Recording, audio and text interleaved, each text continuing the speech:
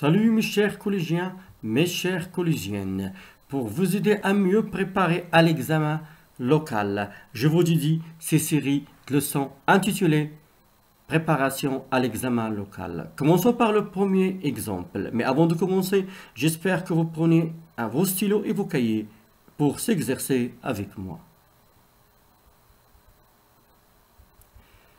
Fès, le 26 novembre 2017. Youssef Msbahi, professeur des SVT, collège An-Nour Fès. Youssef Msbahi, @gmail.com.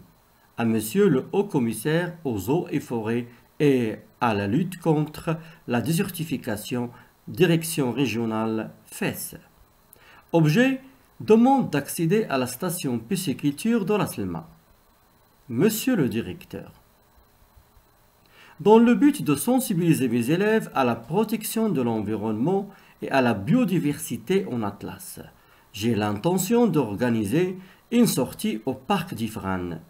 Nous allons à cette occasion visiter les différents lacs de la région, pour découvrir les différentes espèces d'oiseaux migrateurs, observer le comportement, les races de singes nommés magots ou macaques de Barbarie dans une forêt près d'Azrou et visiter la station pisciculture de la Selma à laquelle nous vous prions de bien vouloir nous autoriser l'accès. L'excursion aura lieu le 2 décembre 2018. Vous trouverez ci-joint la liste complète des personnes concernées. Veuillez agréer, Monsieur le Directeur, l'expression de mes sentiments respectueux. Youssef Msbahi, PG, liste des participants à l'excursion. Alors je vous rappelle mes chers, toujours vous pouvez arrêter la vidéo, s'exercer et après voir la correction. Alors commençons par la première question. Tout d'abord, souligne la bonne réponse.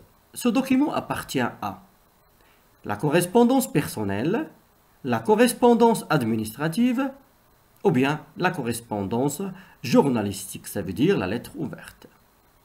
Alors, à quel genre de correspondance appartient ce document? J'espère que vous avez retenu votre réponse. La réponse c'est la correspondance administrative. Quels sont les indices qui nous montrent que c'est une correspondance administrative? Les indices, c'est la forme de la lettre. Expéditeur, destinataire, l'objet et la formule d'appel, Monsieur le Directeur. Relève du texte. On a l'expéditeur, destinataire, le lieu et la date de rédaction. Revenons à l'en-tête. Voilà. On a l'expéditeur. Voilà l'expéditeur, c'est Youssef Msbahi. Destinataire, c'est le Haut-Commissaire aux eaux et forêts et la lutte contre la désertification de la direction régionale de Fès, c'est le destinataire. Et on a le lieu et la date de rédaction, c'est Fès, le 26 novembre 2017. Et voilà l'objet. Pourquoi on a écrit cette lettre? Dans quel but on a écrit cette lettre? C'est pour demander l'autorisation d'accéder à la station pisciculture de la Selma. Et voilà la formule d'appel, Monsieur le Directeur. Revenons maintenant. Alors on a l'expéditeur, Youssef Msbahi, destinataire, le Haut-Commissaire aux eaux et forêts et la lutte contre la désertification, et le lieu et la date de rédaction c'est Fès le 26 novembre 2017. Maintenant, pourquoi Youssef Msbahi a écrit cette lettre? Alors pourquoi Youssef Msbahi a écrit cette lettre? Alors j'espère que vous allez revenir au texte et relever pourquoi Youssef Msbahi a écrit cette lettre. Après voir la correction. Passons maintenant à la correction. Youssef Msbahi a écrit cette lettre. C'est pour demander l'autorisation d'accéder à la station pisciculture de la Selma. Vrai ou faux? Youssef Msbahi veut faire une sortie avec ses élèves. Alors, à vous de voir, est-ce que c'est vrai ou bien faux dans le texte? Youssef Msbahi veut faire une excursion avec ses élèves. Ah oui, la réponse est vraie. C'est vrai, il veut faire une excursion, une sortie avec ses élèves.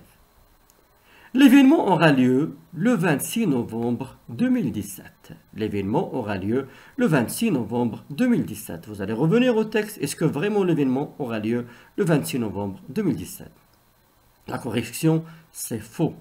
L'événement aura lieu le 2 décembre 2018.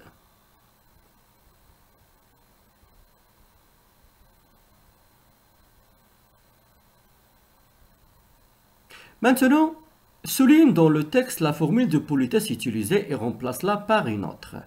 Alors, où est la formule de politesse qu'on a dans le texte? On va la relever. J'espère que vous avez relevé la formule.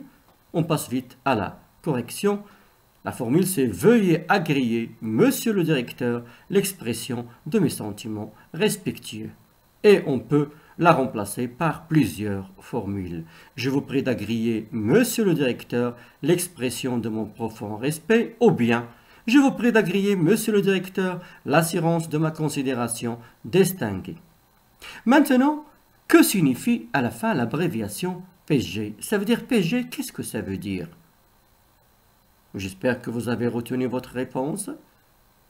PG, ça veut dire pièce jointe. Question suivante. Es-tu pour ou contre les excursions? Dis pourquoi. Est-ce que tu es pour ou bien contre les excursions? Et tu vas dire pourquoi. Ici, on peut trouver deux réponses. Soit je suis pour les excursions parce que, soit je suis contre les excursions parce que. Exemple, je suis pour les excursions parce qu'il me permet de me défouler et de découvrir plein de choses. Je suis contre les excursions parce que pour moi, je trouve que c'est une perte de temps. Alors, vous voyez qu'on peut trouver deux idées différentes. Un qui est pour, l'autre qui est contre. Maintenant, relève du texte 4 mots appartenant au champ lexical de l'environnement. On va relever les mots qui appartiennent au champ lexical de l'environnement. Alors, je vais revenir au texte vite. Observez bien, je vais commencer par l'en-tête. Regardez bien le destinataire, le haut-commissaire. Il y a O. Alors, à vous de relever.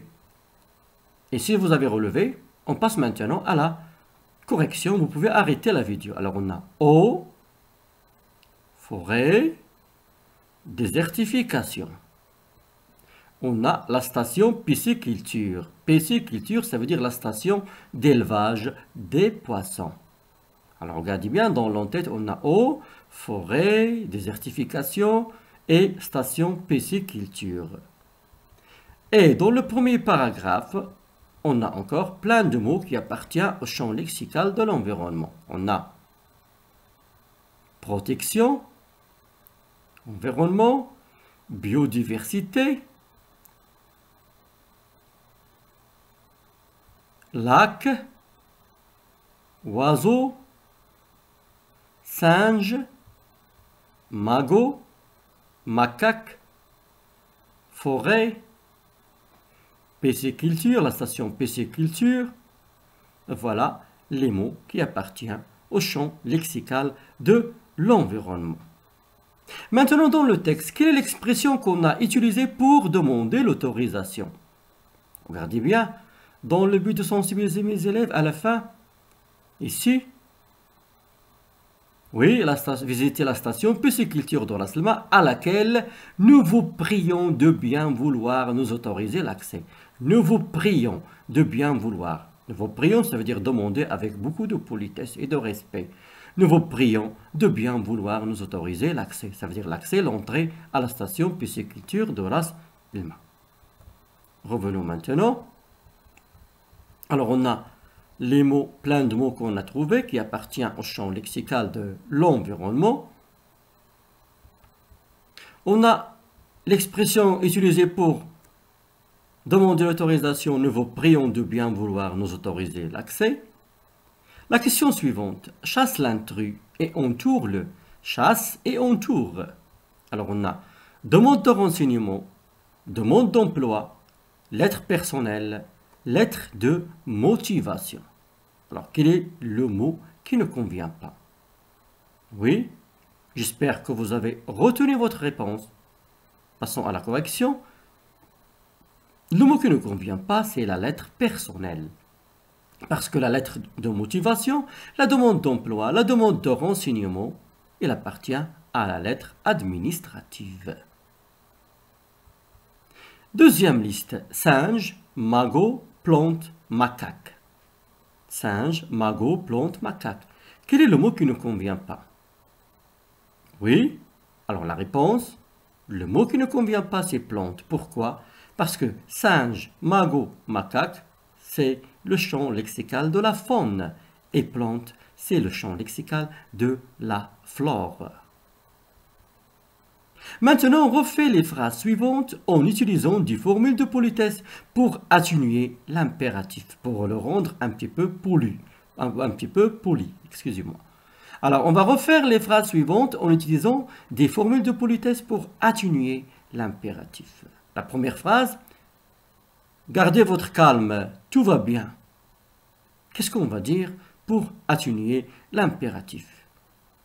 Alors, j'espère que vous avez retenu vos réponses. Oui, alors on peut dire, veuillez garder votre calme, tout va bien. Veuillez garder votre calme, tout va bien. Mais il faut faire attention. Veuillez, c'est le verbe vouloir à l'impératif. Et garder, regardez bien, garder à l'infinitif, ER. Veuillez garder votre calme, tout va bien. Alors on peut utiliser le verbe vouloir à l'impératif. On peut aussi utiliser les expressions qu'on a déjà travaillées. S'il vous plaît, gardez votre calme, tout va bien. Auriez-vous l'obligeance de garder votre calme, tout va bien? Ou bien, auriez-vous la bonté de garder votre calme, tout va bien? Passons maintenant à la phrase suivante. Éteignez vos cigarettes, c'est un compartiment non-fumeur. Éteignez vos cigarettes, c'est un compartiment non-fumeur. Qu'est-ce qu'on peut dire pour atténuer l'impératif? Oui? Alors j'espère que vous avez retenu votre réponse. Passons à la correction. Veuillez éteindre vos cigarettes. Veuillez éteindre vos cigarettes, c'est un compartiment non-fumeur. Et aussi, on peut utiliser, s'il vous plaît, auriez-vous la bonté, auriez-vous l'obligeance. Passons maintenant à la question suivante. Conjugue correctement les verbes entre parenthèses, soit au conditionnel, soit à l'impératif présent, de manière à exprimer la politesse. On a le verbe aimer, bien vous remercier. Alors, on veut exprimer la politesse. À quel mode on va conjuguer le verbe aimer? Déjà, on a travaillé ça. Alors oui, on a dit que le mode conditionnel est un ton de politesse. Alors, qu'est-ce qu'on va dire? Passons à la correction. J'aimerais bien vous remercier. J'aimerais bien vous remercier. Vouloir agréer, monsieur, l'expression de mon profond respect. À quel mode on va conjuguer le verbe vouloir pour exprimer la politesse ici dans cette phrase? Oui? Alors, très bien, on va le conjuguer à l'impératif. Veuillez agréer, monsieur, l'expression de mon profond respect. Maintenant, complète le tableau suivant. Situation de communication, énoncé. Tu demandes l'autorisation à ton ami d'utiliser son stylo. N'oubliez pas, tu t'adresses à ton ami. Et déjà, on a vu le niveau de langue, familier, courant et soutenu. Est-ce qu'avec ton ami, tu vas utiliser un langage soutenu? Non. Alors, tu peux utiliser soit un langage familier, soit le langage courant. Alors, tu demandes l'autorisation à ton ami d'utiliser son stylo. Pour l'énoncé suivant, viens, je t'invite à manger ce soir. Qui peut dire ça? Alors, si vous avez fini, on passe à voir des exemples de correction. Alors, on peut dire, puis-je utiliser ton stylo? Je peux utiliser ton stylo? Ou bien, est-ce que je peux utiliser ton stylo? Et pour l'énoncé, viens, je t'invite à manger, c'est une personne qui invite son ami à manger. C'est ainsi que s'achève cette partie. Dans la prochaine, on va voir un autre exemple.